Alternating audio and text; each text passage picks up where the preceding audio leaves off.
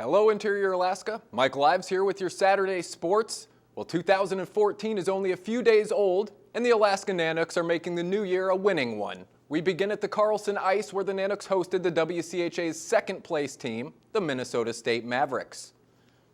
With only 16 games remaining on the Nanooks' regular season schedule, and with Alaska sitting 9th out of 10 WCHA teams, the time for this team to win is now, and the fellas answered the bell.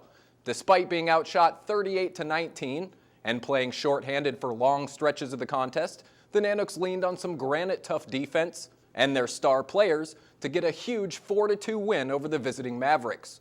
News Center 11's Joe Cook was in the house for the triumph and shows us how Alaska was able to beat a top-notch opponent. The Nanooks worked their way into this one. 10:47 mark of the first period. Nolan Heisman throws a shot on goal, and Tyler Morley is there. He redirects it, and it gets past Cole Huggins for the first goal of the game. That's Morley's 8th of the season, and it gives the Nanooks a 1-0 lead. Still a 1-0 Nooks advantage in the second. Then at 6:13, a mass scramble in front of the net, but still no goal allowed. Jones and Company, the law firm, if you will, denying shots. But during that scrum, Josh Atkinson was called for face masking, a game misconduct. He had to leave the game, so the next one a 4-on-5, 5-minute penalty kill, but they killed it off. The defense and Jones were just on point tonight. But then with 2:52 remaining in the second period, Matt Leitner with the equalizer for the Mavs ties this game at 1-1, so we have a game. 1-1 into the third, about 4 minutes in. Colton Beck to Kunik with the filthy deke, gets through 2 defenders. He finds Morley, who finishes it off. His second goal of the game, 9th of the season, gives the Nanooks a 2-1 advantage.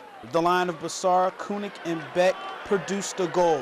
Nice tic-tac-toe passing here, and Beck puts it home. It's a 3-1 game now in favor of UAF with 4 minutes and 5 seconds left to go in the game, but it's not over yet. At 3:21, John McInnes, the captain for the Mavs, he makes it a 3-2 game. They get the goal with a one-man advantage. The Mavs elected to go empty net, and it paid off.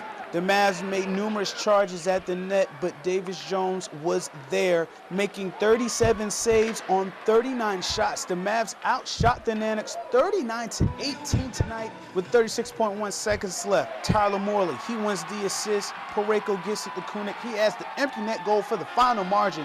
The Nanooks ring in the new year with a 4-2 win over the second-place Minnesota State Mavs.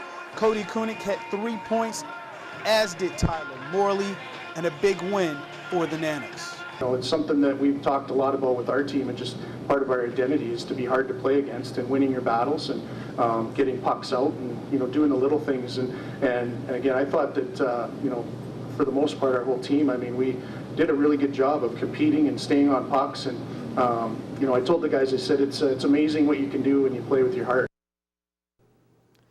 Well, Alaska also went all Dikembe Mutombo on defense, showing remarkable effort and sacrifice by blocking 28 shot attempts last night. Not in my house. The Nanook victory ends a 7-game winning streak for the Mavericks, and Alaska moves to 11-0 against this Minnesota State team, with a chance to keep the success going tonight at the Carlson Center. Now to the North American Hockey League, where the Fairbanks Ice Dogs were on the road playing in Wenatchee, Washington against the Wild. Taylor Munson got the puck rolling for the Dogs with an early goal, and the Ice Dogs were able to take a lead just 3 minutes into the period as Jacob Hetz scores his 10th goal of the season. The Dogs would hold the lead until the 14:27 mark of the third, when Wenatchee's Chris Kukas ties it up.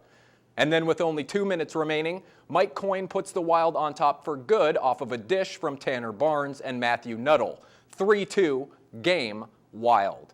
The Ice Dogs maintain their hold on first place in the NHL Midwest Division by 5 points over the Minnesota Wilderness. The Ice Dogs are now 0-3 this season against the enigma that is the Wenatchee Wild. The Ice Dogs have a chance to reverse their Wenatchee fortune and increase their Midwest Division lead in the second matchup of this 2-game series tonight. Now on to the hardwood, where the Nanooks hosted GNAC powerhouse Western Washington this afternoon. After shocking an unbeaten, defending D2 champion Viking squad at the Patty last season, the Nanooks keep Western Washington looking for answers in Fairbanks. Ranked number 15 in the nation prior to today's game, the Vikings ran headfirst into a stingy Nanook defense.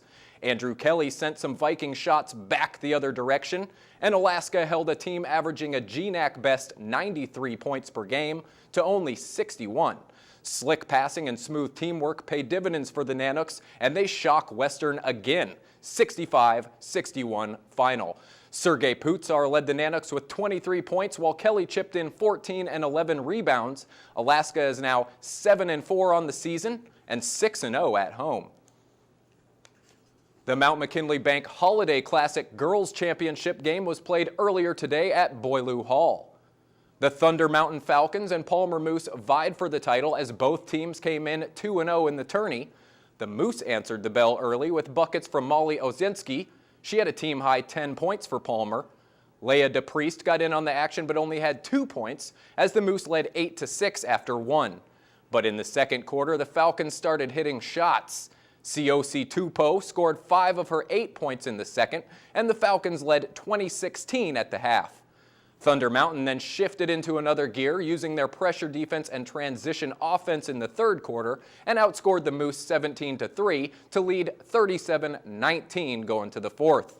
They protected the ball well and win the girls' title 43-25 over Palmer.